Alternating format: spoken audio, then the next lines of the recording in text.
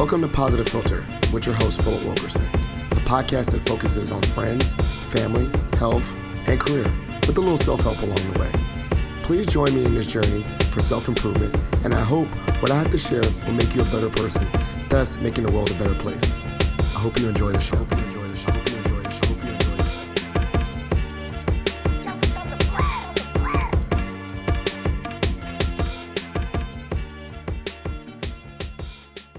Hey, ladies and gentlemen, boys and girls, people all around the world that listen to my podcast.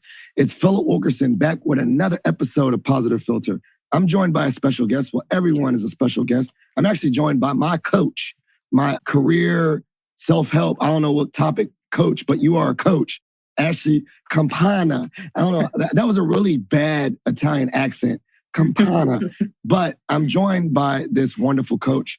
Just to give you a little bit of background, how we got connected before we give her an introduction. My wife, she is a member of a bunch of mom groups on Facebook. And Ashley wrote on there and said, hey, I just got through my leadership certificate or coaching certificate through Mason. Part of my program is to do one-on-one coaching sessions with people in the community. So anyone that's open, let me know. And my wife read that to me and I said, you know what? I'm in this space in time during COVID, early 2021, I believe. I said, let me take advantage of this. And I reached out to Ashley. I said, hey, I actually go to Mason, but I love what you're doing. I'm really interested in learning about your experiences as a coach, but you can test on me. I could be one of your clients. And it's been a great relationship, something that's really helped me grow as a person and really think about things. So we're going to get into that. But before we get started, Ashley, welcome to the podcast. Give the listeners a little bit of like who you are. Thank you. Yes. Well, you're certainly one of my favorite clients, Phil. I always knew I'd be in for a ride when we had a chance to talk. I have been coaching as a health coach for about 5.5 years. And I just loved it so much and the power behind that coaching relationship that I decided to kind of further my education. I'm a continuous learner. And I loved the George Mason program because it was leadership coaching for organizational well-being. And it very much had a personal well-being piece to that. So that's why I picked that program and just really wanted to take my coaching skill set to the next level. And I really am excited to make this sort of my full-time career next year. So I love that. I love that you're talking about coaching. I love you talking about that. And then you spoke to the values that was attractive. So from your previous experiences as a health coach, what were some of the things that you really enjoyed about that occupation or trade before you even got to Mason? What were some of the things you liked about it? Yeah, there's a lot of power in just having someone listen to you. And what I really liked about it is being able to pull on my past experience. I have my own weight loss story. And once I figured out what that magic bullet was, I said, you know what? I really need to pay this forward. I really want to help other people figure it out for themselves and to be part of that journey, really. It's coming alongside someone in a way to help them on their path, right? I can't do it for them. They have to do it for themselves, but I can give encouragement along the way, accountability along the way, ask good questions along the way, maybe give a tip or two along the way as well, right? But each person's journey is different from mine. And I pull on the experience of all of my clients to be able to help that person figure it out for themselves. And I just knew that I do my phone calls with clients on Tuesday nights. And I looked forward to that more than I did my 9-to-5er, and just got so much energy from being there to celebrate people's wins, right? Like, it's so much fun when people are winning and you get to be part of that. So yeah, that's why I really enjoyed it. And I knew that I could do more. I knew that that was where my passions were in helping people improve themselves beyond just their physical health, and said, look, this is where I want to take my career now. So I was curious, obviously you talked about your own weight loss journey. What was some of the aspects that you enjoyed about someone coaching you? Like, what were some of the things that you found were values of a coach that you had? And you're like, wow, like that's something I wanted to, really do for myself, for others. I want to be that kind of coach. Yeah, I think part of it is someone to listen, right? So, as a health coach, I talk with my clients weekly, and that's what I got as well. So, someone who I would talk with weekly, I knew that they knew what I was going through. I knew that they were farther along that path than me, so they could look back and help me overcome the obstacles, right? We're each on our own journey, but they know how to guide me over some of those obstacles. So, that's really what I wanted from a coach, right? It's a partnership in a way, right? Like there's a lot of things that you can try and do on your own. Life is a lot better when you do things together. So that's what I really found in that coaching relationship is accountability, inspiration, some advice, and just someone to be there with me. I love that. I love that.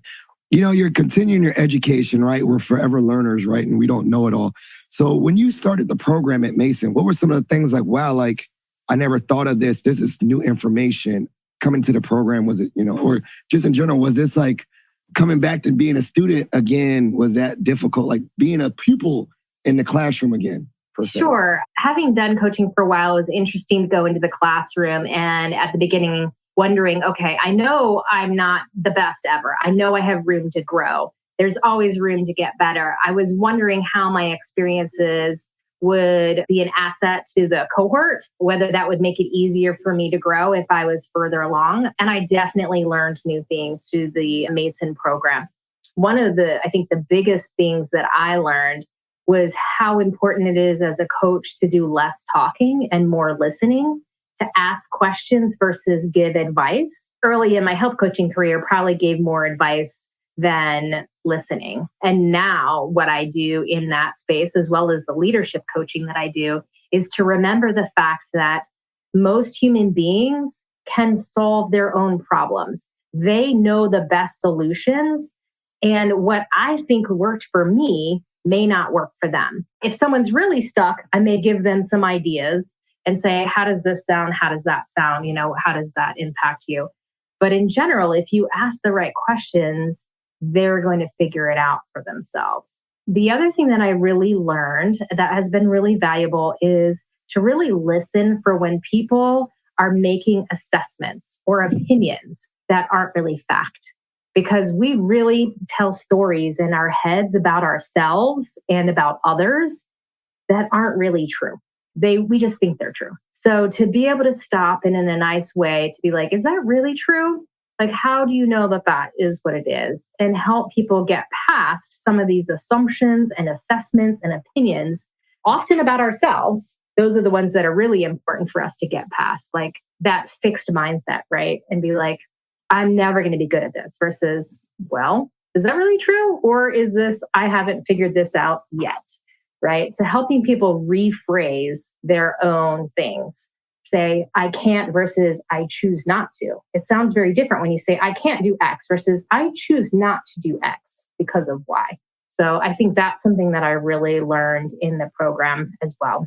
And when people really go down the path with you of figuring out the problem for themselves, there's so much more buy-in in that.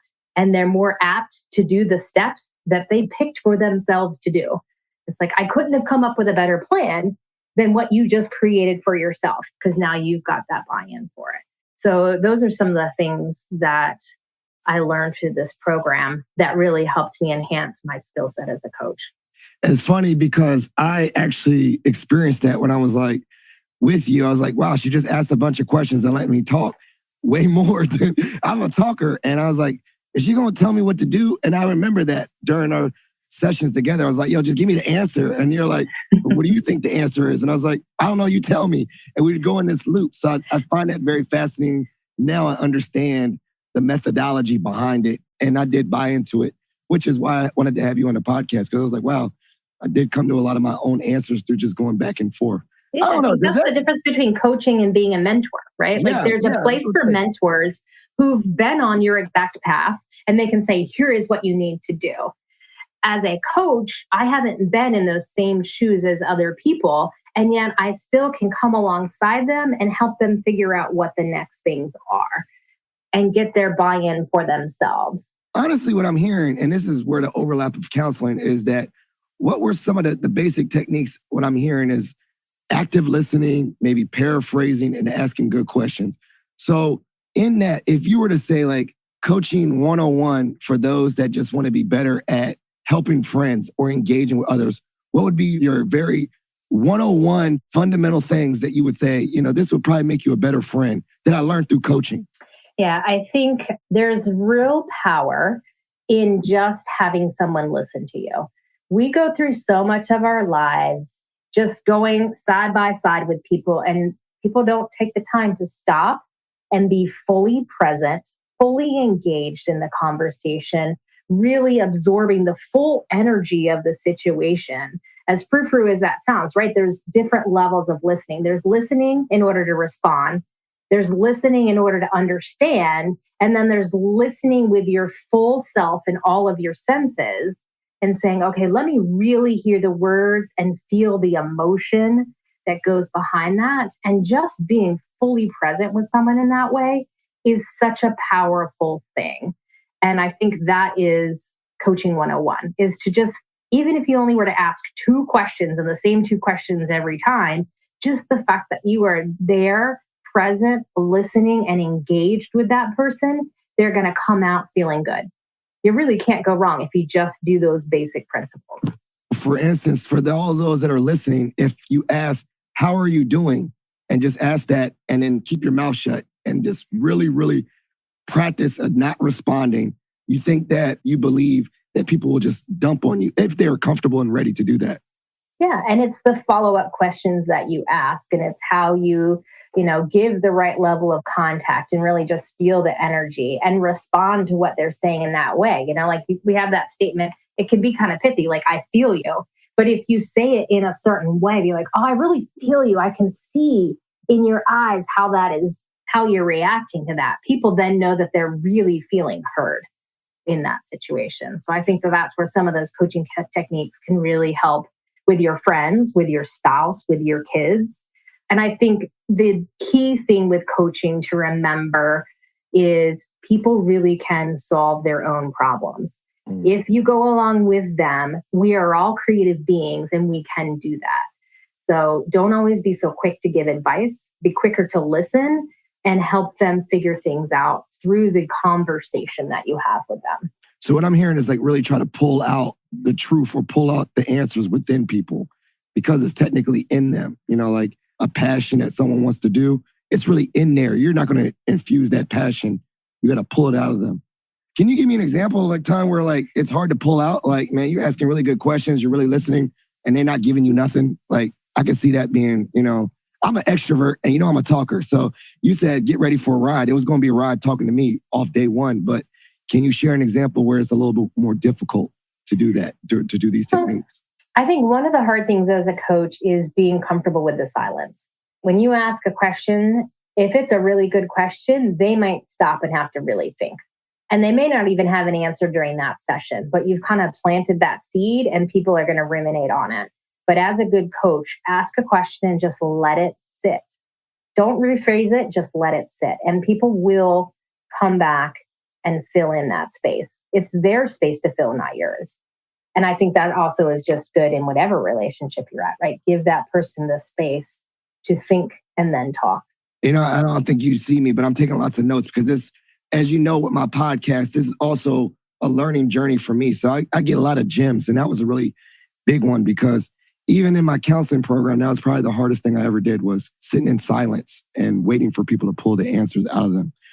So one of the things that came to mind while doing this and talking to you and exploring this journey with you as a coach, I like to learn about those concrete examples of how this has benefited you outside the classroom, outside of your clients. So can you just share an example of like, wow, like, man, I'm turning it on. Like this is coach mode, but the person I'm talking to don't know it's coach mode, but it's coach mode. I'm going to flip your question a little bit and say that one of the things that I was surprised about that I learned in this program is about myself, right? So to have that opportunity to be flipped on myself and have someone listen to me and ask good questions was also really impactful to verbalize and process through some things that I hadn't really ever taken the time to do. So it kind of reiterated the importance of having someone to just listen. I think this program also just helped me learn to be fully present in the moment. So whether I'm in a coaching session or not, to just sit there and be in the moment with the person or people that you're with, to set the phone aside, to give full engagement, to let your brain as much as possible not wander, right? We learned the practice of meditation during this program. And, it was something I had actually been starting to work on. It was a goal of mine for this year to meditate daily. And then it showed up in this program. And some of my peers were like, oh, I don't know about that. What does that have to do with coaching? It has a lot to do with coaching, because meditation is about learning how to kind of clear your mind and to let the thoughts go through your mind. And when you're talking with someone and listening to someone, those thoughts will go through your mind. But through the power of meditation, you learn how to just let it keep going and just pass through. Just let it pass through so that you can be fully present in the moment that you're there. We also did bits of gratitude. That's another practice that a lot of people have. Okay, well, what does that have to do with coaching? We as human beings immediately go to the negative. So if we can help ourselves and therefore others around us to try not to go to the negative, what's the positive, right? What are you grateful for? That is not our natural tendency. It is a skill that you have to build over time. So that is also something that we kind of learned through that program, is that gratitude, that presence, inquiry. I talked about that one a little bit, right? Like, is it really true? There are so many things that we tell ourselves that if we really stopped, we're like, is that really true? Or do I just think that that's what it is? Like, what facts back that up? Or am I making some dotted line connections and filling in the blanks when I don't really know what the true story is? I've just made up my own story about this situation. And that can get us in a lot of trouble. So that's where you can kind of pause and in a very gentle way, back someone up and say, okay, let's look at that again. Why are you thinking that? Give me some examples of how that's actually true. I love that. So I was also going to say, one of my questions too, is that we did a lot. We met one time in person and that was great. I loved it. But I think that it could be presenting like how COVID and this digital world has maybe, I don't know, made coaching, not say less authentic, but like difficult, right? Like there's nothing like the real authenticity of a face-to-face conversation. So can you speak to that experience of you doing this program and working on your coaching skills in this environment, this COVID world that we're living in right now? Yeah, if I could have it my own way, I would have done it in person. But here we are. The reality is we were in a situation that for our own safety, it was better to do things mostly early on. This was pre-vaccines, digital environment, in that remote environment. So it's just learning a new skill. How do you try to catch as much body language as possible? How do you really engage that person to do that? And yes, I loved when we had a chance to meet in person because, we talked about those levels of active listening.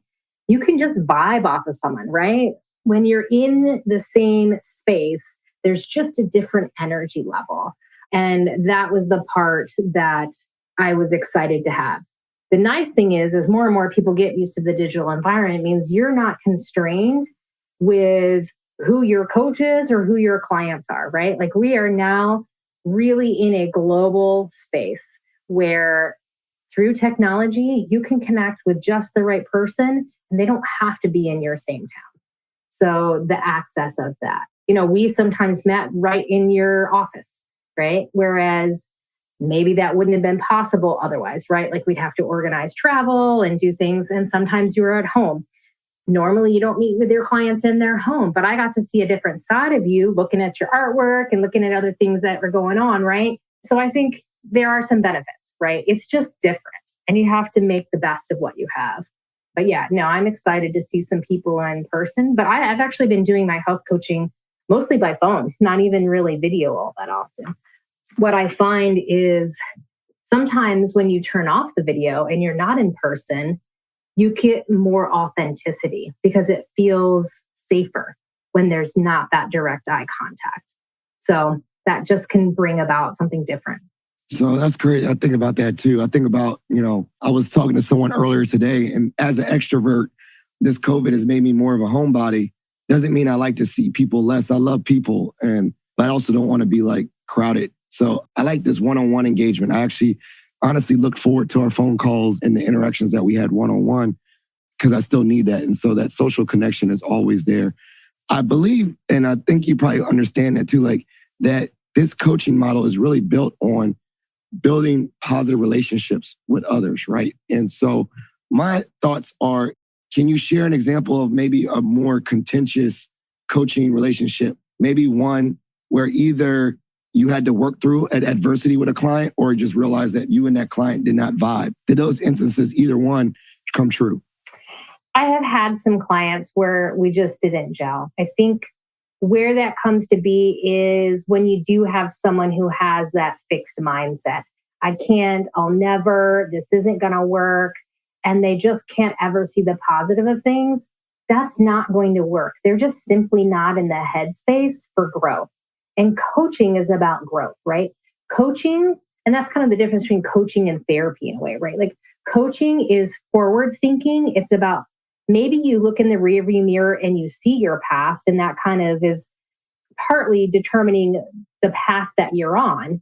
But coaching is about taking where you are now and putting your sights on where you want to be and how do you get there, right? Coaching assumes that you are a healthy, mentally healthy person with normal problems, right? And we can work through those things. Coaching is very therapeutic, but it's not therapy. So there were some people who were just, I could tell, in real deep pain. They had been through some traumatic situations, and that wasn't going to be solved by coaching. They needed therapy because they had really core issues that they needed to deal with. They needed to understand what was going on with their past and cope with that past and get to a place of healing. And I can't do that as a coach. I don't have the training and expertise to help you heal from really traumatic things. When you've gotten past that, most of my clients, myself included, have plenty of past trauma in our lives. But if you have learned how to cope and move past that, maybe it, like I said, it might flash through and it may trigger things. But if you're able to not be struck down by that trigger and just identify that, oh, this was a very triggering situation, and maybe that was tied to my past, but I'm coping and now I need to move forward and figure out how do I move past this to get the future that I want. To me, that's the difference. And if someone's not ready to be forward looking and they're just stuck in the past and they're fixed in the way things are and not believing that a better future is possible, it's just not going to work. And that's hard. I mean, I think that even concurrently as a career counselor, we have to be trained on knowing our boundaries and as well as our expertise. And I've had many times where I had to say, like, there's a blockage. We can't talk about your career when you're in this place of deep depression and anxiety that is not allowing you to even get to the career part. So I had to, actually walk a student to the counseling services because I knew that, like, I didn't want to do more harm. And I wanted to make sure that they got the correct assistance that they needed with an expert, because my expertise was in career stuff. I kind of vibe with that, but it's also hard too, because it also admits, like, and this is maybe me being transparent, is me saying, like, wow, like, this is a part where I can't help, and that's hard to admit. This is a part where my help, not say stops, but to be helpful, I need to connect them with someone other than me. Yeah. No, it is. It is hard to have to make that referral because most coaches are people who want to help others, right? Like, we want to be of service to others. And sometimes that line can be a little gray and you're like, oh, I'm just not really sure. And, I'll go down that path for a while, but at a certain point, you just have to be really kind of remove yourself from the situation and be like, if I want what's best for this person, who is the best person for that individual? And to put my ego aside and put my hero mentality, right? I think we've talked a bit about the victim and hero play, right? And I can't be the hero. If they're in a victim spot, I can't be the hero. They're going to have to get out of that mindset. And sometimes as a coach, I can do that. And sometimes I can't. So you spoke to that, maybe, bouncing ideas off someone. Obviously, you had a supervisor or support. How was that helpful to, like, take yourself out of that, do this, you help me, but someone's helping you. Can you explain how that feels per se? Can you rephrase that for me? I don't know. I was trying to think, like, a coach needs a coach. So I was thinking about, like, or a coach needs a supervisor, or a therapist. A therapist sees a therapist. So maybe can you speak to that too? Like, sure. Yeah. Where you bounce well, I will say as a coach, I have a good therapist. A good therapist is great for me as an individual to deal with my own stuff so that I don't bring my own stuff into a coaching situation and have things trigger me. As a coach, I have mentors, right? These are people who have been coaches for decades, and they can help me with my techniques, right? And say, okay, try this next time, do this, right? So some of our sessions are recorded, and then that person was able to listen and say, what if you had asked this question, right? So that's mentoring. And that just helped me perfect my craft. And then I had coaches as well. Sometimes my mentor, obviously being a coach, then played the coach role. But I actually recently hired another coach to help me as I start up my business, right? She does coaching with female entrepreneurs who are trying to start things up. So to be able to have that person and that's their lens and that's what they want to focus on, she can ask me really good questions to help me think through things because she's helped so many other people do that. And then there's that accountability piece of that check-in and being like, okay, you said you're going to do A, B, and C. Did you did it or not? Did you do it or not? So yes, coaches have coaches because you need someone to listen to you. You need someone to ask good questions. I can only do it in my head so long. It's actually really fascinating, right? Like as a coach, I kind of have coaching conversations with myself.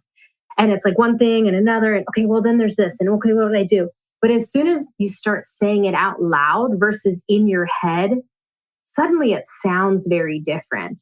And then while I may have asked questions, the coach on the other side of the computer or the other side of the table, they're without a doubt going to ask a question that I hadn't asked myself because they're removed from the situation. They're not as vested and biased in what's going on. And when they ask that question, I haven't had a session yet where there hasn't been that aha moment of like, oh, wow. Yeah, that was the question. I hadn't asked myself that. And now that you asked it, I totally know what my problem is, or I totally know what to do. And I just broke through. There's always a baby breakthrough of some sort in every session that I've had. And that's why I love it. In class, we would, volunteer. And I was always happy to volunteer because I knew I was going to get breakthroughs that I hadn't figured out for myself, having the little conversation in my head. So yeah, I love it. I will always work with coaches. I love it. Can we speak to that peer? So you said cohort, like for me, I remember in my counseling program, one of the most powerful part with that was going through a very intense counseling program with peers. And some of those peers, we stay in touch to this day. So I always think that learning is never an individual thing, right? That's why I would always struggle with online by yourself learning. I feed off of the energy of classmates. I mean, even in the COVID world, can you speak to any camaraderie or any cohesion or togetherness of your cohort? Yeah. So there were originally 24 of us. One decided after the first week that this was not for her and moved on. So then there were 23. And we broke up into smaller groups. And that was really powerful to be able to break into those smaller groups because when there's 23, you're not going to be but so authentic. That's just how we are. The smaller the group, kind of the more authentic you're going to be. So we were broken out into groups of 4. So we had these groups of 4 that we spent a lot of time with. And that's when you got to be really vulnerable and really dive into things. I will share another interesting technique that Mason did that was great. It's available in all Zooms. You can actually go to different settings. And if someone's camera is off, it totally disappears from the screen. So when we would do coaching sessions, anyone who was in listen mode would turn their camera off. And we would all put our settings so that only 2 faces were on the screen, the client and the coach. Everyone else literally disappears off of your computer and you do forget that they are there. And then it's just the 2 of you, eye to eye on the screen, but eye to eye without looking at all the other little boxes. And that was really powerful. It didn't take but a few minutes before you really did just get engaged in the conversation between those 2 people. So that's how we really established some intimacy. Coaching lends itself to being very transparent and vulnerable. If you're not, you're probably not going to get the growth that you're looking for because you really have to dig into what's holding you back, right? Usually it's a problem and something's holding you back and you have to figure that out. We have made an effort to stay together as a cohort. One of the faculty members actually has a house that is his retreat center just over the border in West Virginia. And some of us went there and we stayed there for 2 nights, and it was fantastic to finally be face to face with folks and really just get to know them as a person. We got to a little bit because we would have like the coffee chat for the first half hour, and it was just very informal. People get online and just catch up, and there was no real learning. It was just social. And we had our IM chats and stuff going on the side for sure. But now what we do as a cohort is we exchange coaching services so that we can stay in touch with each other. We met at a brewery so we could stay in touch with each other. We had our retreat. We met at someone's house. And now we're actually this week working, a couple of us, to create quarterly retreat sessions where we'll get together as a cohort once a quarter and really focus on our business, focus on ourselves, relax, a little bit of everything, have fun. We had a fabulous time in the mountains that weekend. It was a great getaway with great people. And coaches are really fun people. They are people who want to be of service. They are people who are growth minded. They are people who are going to push you. They are people with an abundance mindset, right? There's more than enough clients to go around. There's really not a sense of competitiveness with good coaches, right? They know that they can learn from one another. They know that there's opportunities for all of us to be successful, and they're really rooting for you. I found that with the George Mason cohort, and I find that with my health coach friends as well, right? Like I have a great time when I'm with them because they're such positive people. So I would say coaching has actually changed who my friends are, because I don't have time for much negativity, right? Like we all have moments in our lives that are tough and we might not be having a good day, but some people are just negative all the time. And I'm like, I don't have time for that anymore. Like I'm going to surround myself with people who are going to help raise me up, who are going to lift me up, who are going to push me to be my better self. And that's what coaches do. So yeah, I have a lot more friends that are coaches than anything else now. I love that. How about from the outside lens looking in, maybe spouse, your kids, old friend that knew you before coaching, have they noticed a change in you or something like, wow, you're better at listening to me? Like, has any of those comments come up where someone very objectively that knows you beyond coaching has noticed a change in you? Yeah, I would say yes, listening skills. People have definitely noticed that. My level of patience and being fully present with the kids, they've definitely noticed that, right? Like, wow, she's actually paying attention. She's not thinking about something else. You can tell when someone else is thinking when they're in the room with you. So they've noticed that. I think through all of these coaching sessions, I have learned so much about myself. So I think there is a level of confidence that I have and positive energy that I have that wasn't necessarily bad before, but people are like, you are different. Like, you know who you are. And yeah, like I have just figured out this is who I am. And it just comes across differently when you're really excited about what you do. In the last couple of weeks, I've been meeting new people and sharing my ideas for 2022. And I think I've had 3 different people now be like, wow, I just get chills listening to you because I have found that passion. So I think that's what different is I really know how I'm going to make a difference in this world now. And when you find that, all right, it's a midlife crisis, right? I'm in my mid-40s. What am I going to do with the rest of my life? I have found what that is. I've had a great career up to now, but knowing what really drives me really lights my fire. People notice it and they're like, whoa, I can't wait to see what you do, because I've just got chills listening to your enthusiasm for what you have planned for yourself in service to others. So that's what's different about me now. I ain't gonna lie, I got chills too. And that's why I wanted to be on this podcast. I mean, no joke. Like, I knew that we connected, we vibed. I knew there was a good energy. I felt that too. And I wanted to get you on the podcast. And that's really great that people noticed that about you. I'll add one more. Here's one more. Okay. Being much more accepting of people where they're at, right? When you learn how to be a good active listener and you fully embrace that people can solve problems for themselves and that they don't need your advice on things, you get to see someone's true self. And you just, I'm not sure if I'm describing that quite well, but just you really get to see people as they really are. And it's a beautiful thing when you can just meet them where they're at.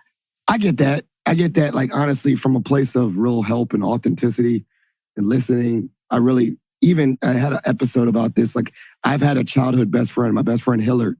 We've been best friends forever. We both went through the counseling program at Mason. And ever since then, we have become even stronger friends. You should see our conversations. We'd be like, I love you, how you doing? And like really, really deep. And then we're making fun of each other, like we always do, but it's a very authentic and true relationship where there's a lot of vulnerability and all that, but it's because I think we're attuned to, as you say, the things like really looking at people and asking questions. And I don't know. I mean, I think a lot of training, it's weird how a lot of these training, whether it's coaching or counseling, while they teach you to be better professionals, in a weird happenstance, for me, it made me a better individual outside of just a career. So I don't know. I think that you feel the same.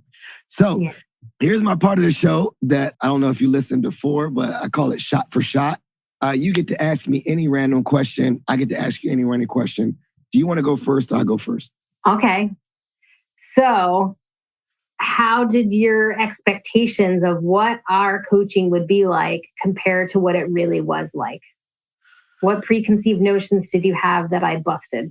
I would say the preconceived notion that you had, or that I had, period. I mean, I bought into it. I told you I already went in with an open mind. I mean, I volunteered. I wanted to do it. So there wasn't always a closed door. I think the weirdest part, which is still always, was, as I said earlier in this podcast, it was that like, I was waiting for you to give me answers. Like the whole time I was like, give me some answers. And a lot of times we would write, or you give me little things like, let's reassess your values, or let me think, like you're asking me questions and I come back to you. And I was like, I really think I want to do this, this, and this. So it was just always, I think whenever I was seeking information or help from anyone for any guidance, I'm always like, I want someone to like tell me what to do to help me.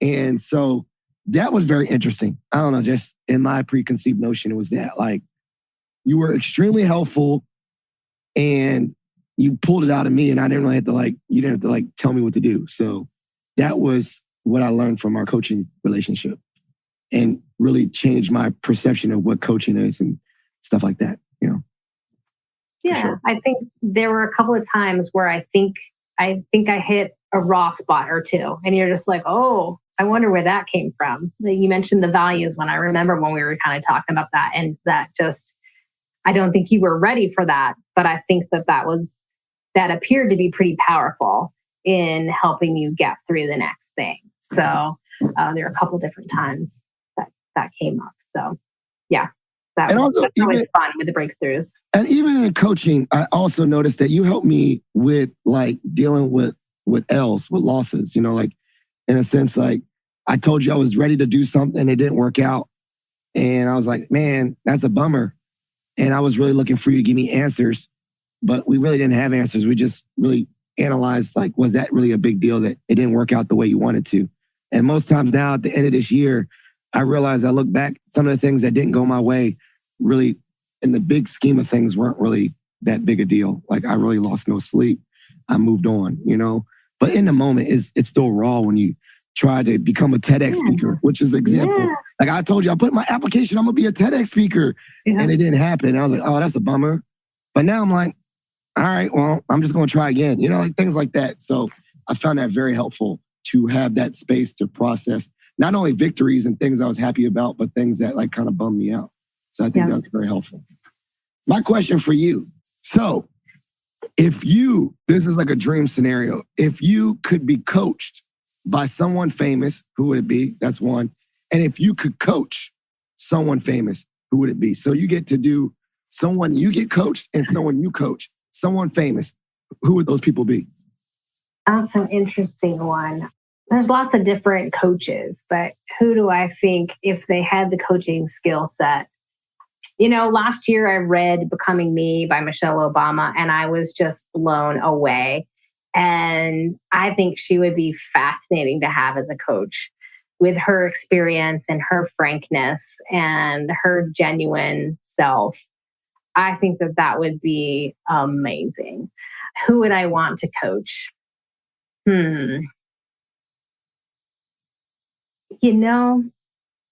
there is someone within my own company that is very innovative, cutting edge of different things, but I think they have some real big blind spots on their impact on the company culture. And I would love to work with that executive vice president as a coach to help them really make some revelations in how her actions impact the entire culture of her organization of maybe 500 people. I think that would be pretty fascinating to do. Oh, wow. I was thinking more like, maybe Kim that's Kardashian. Not super famous. But like Kim Kardashian or something, or, with all that's going on with their new boyfriend. I don't know, I was just trying to throw it like... Keep in mind what I said. Someone has to be ready to grow and learn and have that kind of mindset of growth. Not sure if those people have as much growth mindset there. Or Kanye. Well, this has been a great episode.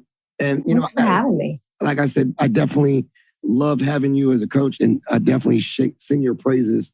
I'm so happy about the randomness of life that my wife was randomly scrolling on Facebook and connected. It's like, you never know where life is. And I'm always open to those random relationships that pop up, and always open to it. So I'm just so grateful and blessed. And really, I actually am glad that I actually say yes and got to meet you in this space. Yeah. So for the listeners, this is the part of the show called Shout Outs and Plugs. So you get to shout out and show anyone you want to show love to, anyone. And then plugs, particularly, I'm going to write this down, but any way that you want the listeners to follow up with you, or plugs things that you're working on that you want the listeners to be aware of. So this is the part of the show, shout outs and plugs. Sure. It's going to sound super stereotypical, but a big shout out to my husband this year. We've had some real dramatic moments that we've gone through, and I couldn't have done it without him. And his support with all the time that I had with this program is incredible. And me doing that retreat that I mentioned with my cohort friends, full support on that. So without his amazing fathership, I couldn't do those things. And that's really been important this year. Things coming up, and I am definitely doing more and more of this in 22. I'm working on my website. When I have it, I'll send it your way. Hopefully by the end of this month, I'll have that. That's the best way to get in touch with me. And really, what's coaching for? If you have a life problem or a business problem that you just haven't been able to figure out yourself, then work with a coach. Find the right coach, but work with a coach and work through that. So that's my plug. Is I seem to be someone that's your jam, then go to me. If not, I know a lot of other good coaches that can help other people. So with that abundance mindset, let me help you get in touch with the right person to help you figure stuff out that you haven't figured out on your own. I know a lot of good therapists too. So I'm always happy to make connections for people. Well, that's great. And so what I'll do is make sure I'll wait till you give me the website before I release this episode.